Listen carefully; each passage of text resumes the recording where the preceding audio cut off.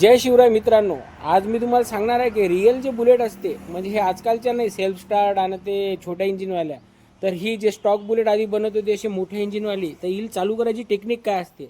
हिला चालू करणं पण एक कला आहे. म्हणजे जे काही आजकालच्या पोरांना जमणार नाही, जे हे ओल्ड मॉडेल चालवणारे लोक आहेत, जे ओरिजिनल रायडर आहेत, त्यांनाच माहीत आहे की ही गाडी चालू कशी होते. नाही तर हिला तुम्ही असं दिवसभर हजारे किका मारल्या तर ही गाडी चालू होत नाही. सर्वात आधी हा एक नॉब असते ना, हा असते डिकम्प्रेसचा.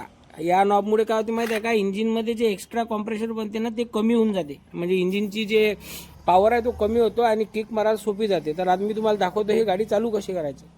पहिले आता गाडी चालू करायची आहे तर आपल्याला काय करायला लागते माहिती आहे का, हे जे चोक आहे ना हे असं दाबून हे किक खाली करून घ्यायची. एकदम अशी खाली केली, हे डिकम्प्रेस झाली आता गाडी. म्हणजे आता कम्प्रेशर एकदम कमी झालं आणि कमी झाल्यावर मग इथं वर एकदा सेट केलं आहे, हे डिकम्प्रेसर सोडून द्यायचं आणि गाडी चालू. तुम्हीच सांगा मित्रांनो, तुम्हाला कोणती गाडी आवडते, सेल्फ स्टार्ट, आता जे नवीन हलक्या इंजिनच्या गाड्या आल्या ते, की हे एकदम स्टॉक इंजिन ज्याच्यामध्ये क्लच बॉक्स, गिअरबॉक्स आणि सगळं एकदम वेगळं आहे.